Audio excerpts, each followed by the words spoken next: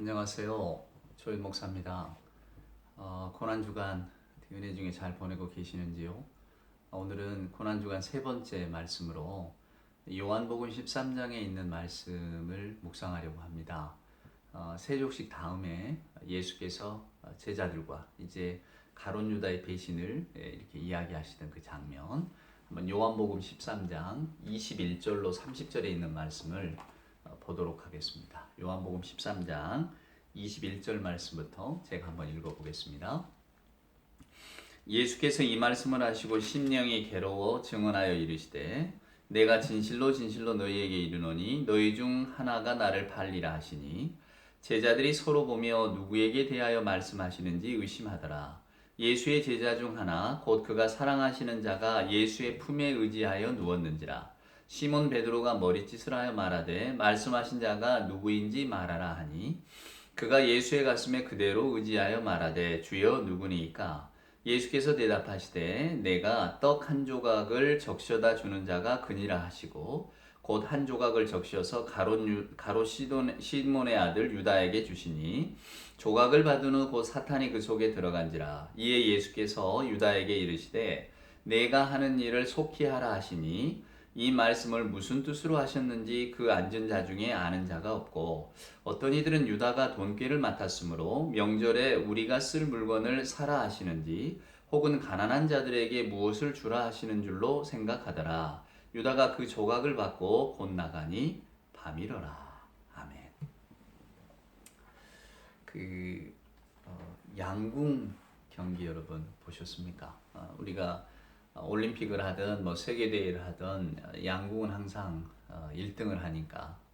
근데 언젠가 그 양궁 그 카메라, 양궁 경기의 카메라가 그 화살이 날아가는 장면을 이렇게 클로즈업해서 몇 번 반복해서 보여준 적이 있습니다. 그때 저는 실은 좀 뭐랄까 기억이 오래 남았거든요. 왜냐하면 그 광경을 보신 분도 기억하시겠습니다만은 저희들이 그냥 이렇게 육안으로 보면 화살이 궁수의 손을 떠나서 관역에 팍 꽂히는 걸로 이렇게 보는데 그 초고속 카메라로 이렇게 찍은 걸 보니까 그 활이 그 관역을 향해 날아가면서 요동을 치더라고요. 마치 미꾸라지가 막 이렇게 뭔가를 이렇게 치고 올라가듯 아니면 그 뭐랄까 뭐 물고기가 하여간 이렇게 막 거슬러 올라가듯 막 이렇게 가면서 관역을 향해 날아가더라고요. 그렇구나. 관역을 향해 날아가는 화살도 저렇게 몸부림을 치는구나. 뭐 일상의 생활도 마찬가지겠습니다만은 저희들이 뭐 잘 한번 살아보려면 다 그렇게 몸부림을 치는 것이겠죠. 이렇게 호수 위에 우아하게 떠 있는 것 같은 그런 백조도 실은 그 물속에 들여다보면 발을 떠 있으려고 막 쉬지 않고 움직인다는 이야기 많이 우리가 들었잖아요. 믿음 생활도 마찬가지인 것 같습니다. 어떤 사람이 어떤 믿음을 가졌다고 해서 끝까지 하나님을 향해서 날아갈 수 있겠습니까? 그 하나님이라고 하는 관역에 맞추려면 얼마나 몸부림을 치겠어요? 원래 그 죄라고 하는 말에 온 하마르티아가 하나님의 관역에서 벗어났다 그런 뜻이잖아요.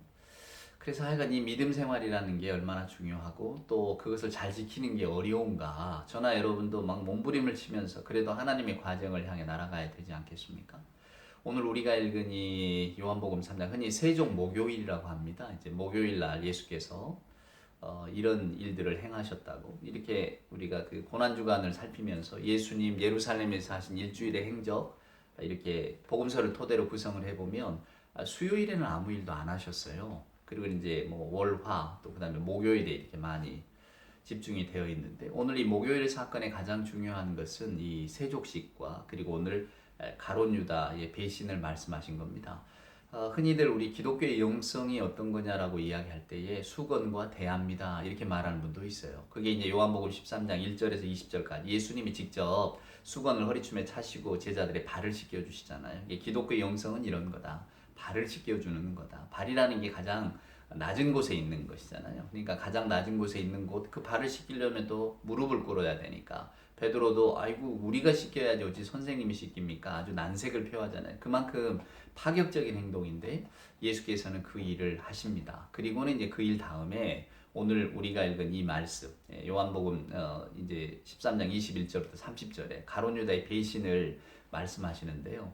이 대목이 사랑하는 여러분, 이 굉장히 묵상할 거리가 많습니다. 앞에 세족식 수건과 대야 그걸 여러분께 말씀을 드릴까 하다가 제가 요 본문을 택한 게 이게 이제 우리가 레오나르도 다빈치가 그린 그 왜 최후의 만찬 이런 그림 여러분 많이 보셨잖아요. 금방 기억나실 텐데 이게 예수님 최후의 만찬 장면이거든요. 근데 그 이때는 여러분 그 로마의 식탁입니다. 지금 우리하고는 식탁 자리가 달라요. 그게 플래트라고 하는 학자가 1925년에 이 예수님의 식탁을 연구를 한 적이 있어요.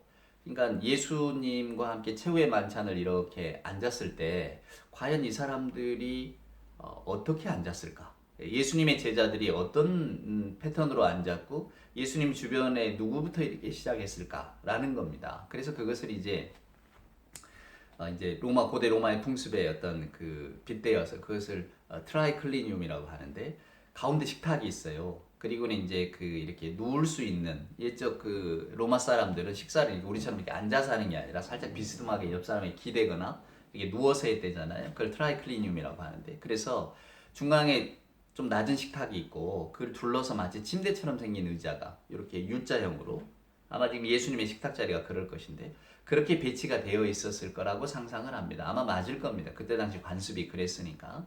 그러면 이제 우리는 생각합니다. 한 중앙에 예수님이 계셨겠죠. 그리고 그 양쪽에 제자가 있고, 그 다음에 이제 이렇게 날개 쪽으로 제자들이 나머지가 앉았겠죠. 우리가 이제 다빈치의 그림에서 보면 그 예수님 중앙에 계시고 쫙 그냥 이렇게 횡으로 앉아 있는 것 같지만 횡으로 앉은 자세가 아니고 말구평 U자형으로 중앙에 예수님이 계시고 그 옆에 제자들이 있고 그럼 과연 그 옆에 제자들이 누구였겠는가가 여러분 궁금하지 않으십니까? 그래서 플랫이라고 하는 학자가 그것을 연구를 했어요. 그러고 보니까 오늘 여기 성경에 힌트가 나와 있잖아요. 예수님이 사랑하시는 제자, 그게 바로 요한복음의 제자인 사도 요한입니다만은 이 요한이 예수님의 품에 있었대요. 이 품에 기대어 있었다고 하잖아요. 그리고 우리가 흔히 생각할 때 예수님이 계시면 양 옆으로는 뭐 베드로가 있었을 것이고 분명히 한 자리는 그 다음에 이제 오늘 요한이 있었을 거라 생각하지만 아닙니다. 왜냐하면 오늘 본문 말씀을 보면 베드로가 머리짓으로 요한에게 신호를 보내는 거예요. 아니 예수께서 우리 중에 누가 한 사람이 나를 팔 것이다 라고 말씀을 하셨는데 그 사람이 누구냐 라고 하는 것을 한번 물어보라고 머리짓을 한 겁니다. 그러니까 베드로가 가까이 있었던 게 아니라 베드로는 멀리 있었을 거예요. 좀 떨어져 있었을 겁니다. 여러분 요한복음 13장을 이렇게 쭉 읽어보시면 여기에 대한 어떤 그 아주 그 우리가 유추라고 하죠. 적당하게 그냥 이렇게 짐작할 만한 그런 단서가 또 나옵니다. 예수님이 제자들의 발을 씻겨주시잖아요. 우리는 지금도 예수님의 수제자 하면 베드로, 또 뭐 가톨릭에서는 또 이 베드로를 교황의 제1번으로 여기니까 베드로가 아마 예수님의 가장 사랑받는 제자였고 예수님이 가장 총애하는 제자였지 않겠는가. 그러니까 그 제자 12명의 그룹 가운데도 언제나 베드로가 예수님과 가까이 있었을 거야 이렇게 생각하시지만 오늘 요한복음을 읽어보면 별로 그런 것 같지는 않아요. 왜냐하면 예수님이 발을 씻겨주십니다. 자, 그럼 누구부터 씻겨주셨을까? 아마 만약에 예수님의 제자들 가운데 수장이 베드로였다면 베드로 발을 먼저 씻겨주지 않으셨겠습니까? 네, 요한복음 13장을 읽어보면 예수님이 첫 번째로 발을 씻긴 제자가 누구인지는 알 수는 없어요. 근데 예수님이 제자들의 발을 몇 번 씻기고 난 다음에 그 다음에 베드로의 차례가 오니까 베드로가 안 됩니다. 나는 못 씻습니다. 이런 이야기를 합니다. 그러니까 무슨 이야기냐면 베드로 이전에 예수님이 발을 씻어주었던 제자들이 있었다는 거예요.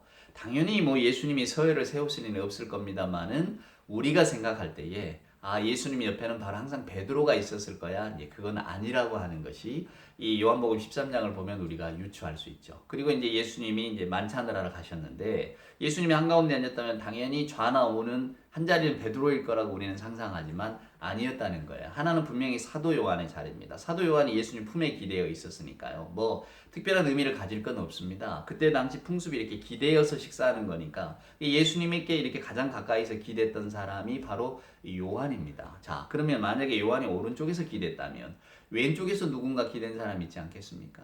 과연 그 사람이 누구냐 이거예요. 우리는 당연히 오늘 이 본문을 깊이 생각 안 하면 당연히 베드로가 옆에 있었겠지 생각하지만 그렇지 않습니다. 해답은 여기에 있습니다. 예수께서 빵을 뜯어다가 제자에게 건네주세요. 자, 여러분 성경을 보면 예수님이 일어나셨다거나 아니면 그 빵 조각을 이렇게 길게 뻗으셨다거나 이런 말씀이 없잖아요. 그러면 예수께서 빵을 뜯어서 주신 제자는 바로 옆에 있었을 겁니다. 그러니까 바로 옆자리가 누구의 자리냐? 바로 가롯인 유다, 가롯 유다의 자리였을 거라는 거예요. 그러니까 예수님의 옆에는 한쪽에는 사도 요한, 한쪽에는 가롯 유다가 앉아 있었을 것입니다. 이건 뭘 의미할까요, 여러분? 네, 그만큼 가롯 유다가 그 제자 공동체에서 가지고 있었던 중요성, 또 예수님께서 가롯 유다를 얼마나 믿고 신뢰하셨는가에 대한 방증이 되는 겁니다. 그 여러분 오늘 21절에 보면 예수님 마음이 괴로우시다고 하잖아요. 괴로우시다. 성경에 보면 예수님이 괴로우신 표현이 몇 번 안 나오는데 우시는 표현도 몇 번 안 나오고 예루살렘을 보고 우시거나 뭐 나사로의 죽음을 보고 우시거나 뭐 이런 몇 번째 장면 말고는 예수님이 괴로워하셨다. 이 이유로 이제 뭐 겟세마네 동산에 괴로워하신 장면들 나오잖아요. 근데 오늘 보면 예수님이 심중에 괴로우셨다고 말합니다. 왜 괴로우신가? 당신의 제자가 당신을 배신할 것을 알고 계셨기 때문에 괴로우신 거예요. 사랑하는 여러분. 근데 그 제자가 누구냐 하면 바로 자기 옆자리에 앉아있는 가롯 유다였다는 겁니다. 가롯인 유다. 예, 가롯 태생이었을 거야 아마. 물론 이 가롯이 어딘지는 잘 알지 못합니다. 그래서 가리옷을 혹자는 시카리오라고 그래서 이 단검이거든요. 시카리오가. 그러니까 아마 유혈 독립단원, 그러니까 이렇게 뭐랄까 무장으로 해서 독립을 이루려고 하는 뭐 열심당이나 젤롯당이나 이런 사람들의 이론이 아니었을까 이렇게 추측하는 분도 있어요. 유다의 신분을. 그러니까 우리가 유다가 은30에 예수님을 팔았을 겁니다. 이거는 너무 그냥 단순하신 생각이고요.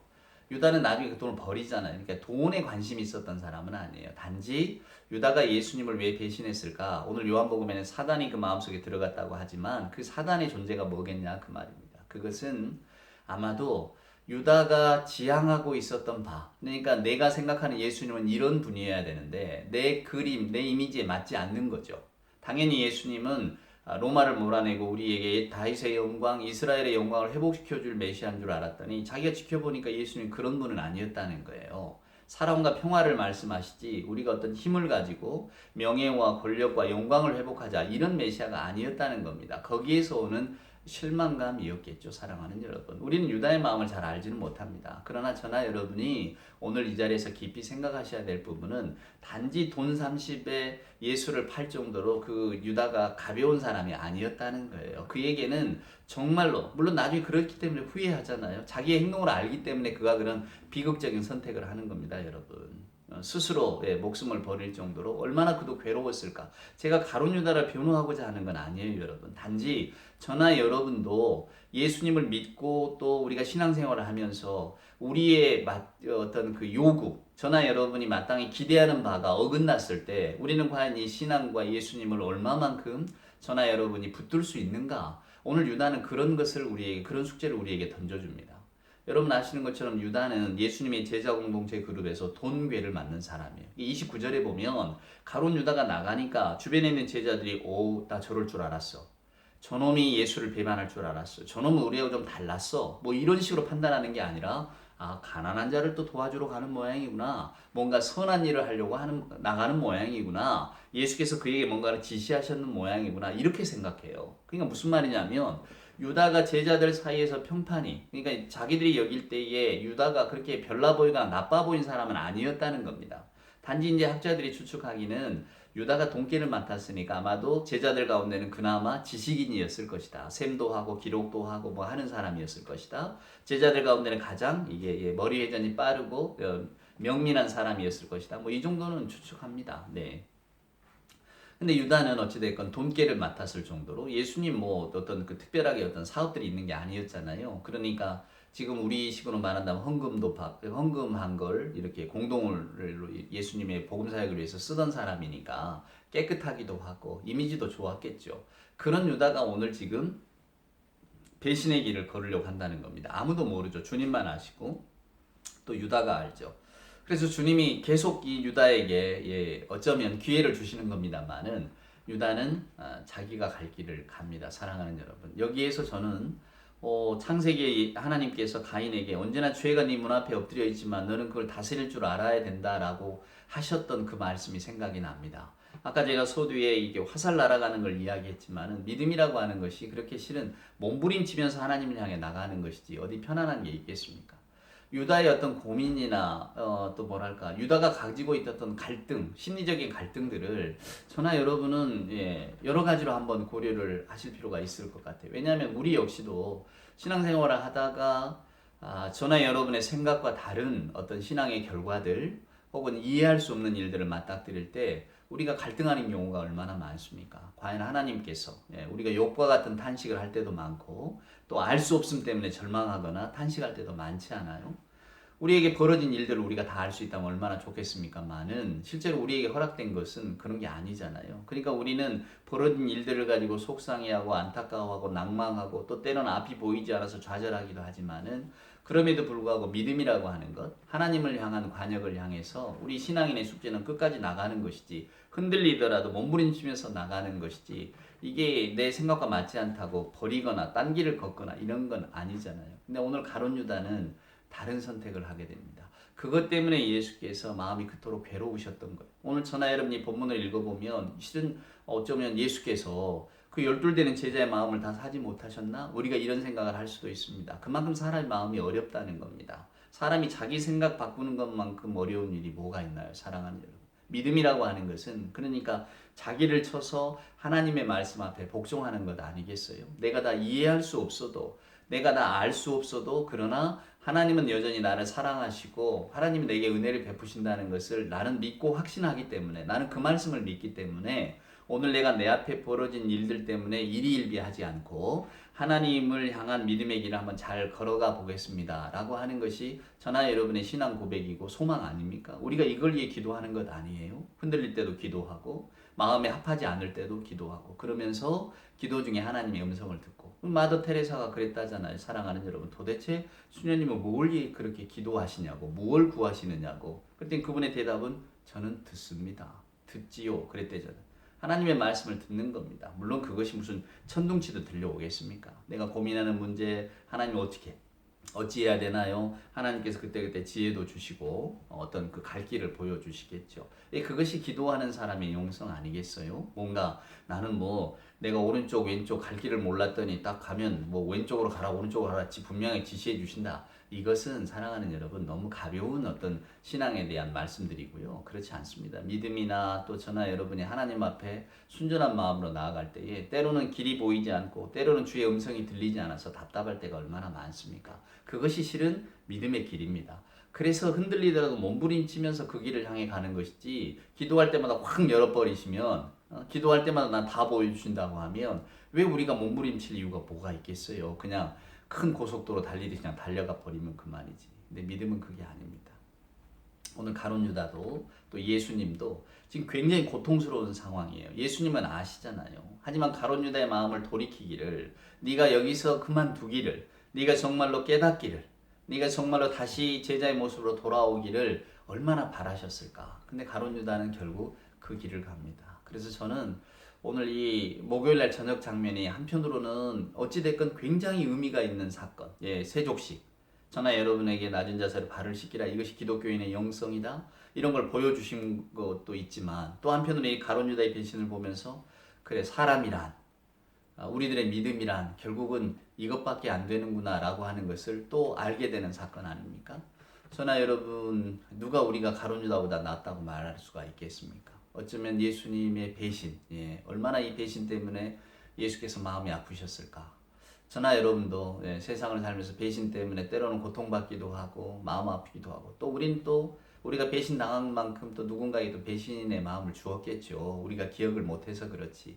서로 인간이란 이 살면서 이렇게 상처를 서로 주고받는 것인데 근데 어찌됐건 오늘 이 본문의 말씀을 읽어보면 우리 예수님도 이 배신의 상처, 배신하는 순간 그 상황들이 너무 괴로우셨던 것 같습니다. 그럼에도 불구하고 예수님은 그래도 선택은 내게 있다. 그 선택권을 가룟 유다에게 넘겨주시잖아요. 어쩌면 하나님께서도 저와 여러분이 세상을 살면서 이런 순간들의 어떤 주도권을 저나 여러분에게 허락하고 계시는지 모릅니다. 우리가 어떤 길을 걸을 것인가 우리의 선택을 지켜보고 계시는 거죠. 여러분 오늘 가룟 유다의 선택을 꼭 기억하시기를 바랍니다. 거기서 멈출 수 있었다면 얼마나 좋았을까. 저나 여러분의 삶의 순간들도 이런 일들이 계속해서 반복되어질 텐데, 그래서 오늘은 아마 이런 일들 앞에서 하나님, 제가 몸부림치면서라도 하나님을 향한 관역을 향해 날아가는 화살처럼 믿음의 길을 잘 걸어갈 수 있도록 도와주십시오. 이런 기도를 올릴 수 있다면 얼마나 좋을까. 오늘 아침에는 이 기도를 좀 깊이 드리고 묵상하는 우리가 되었으면 참 좋겠습니다.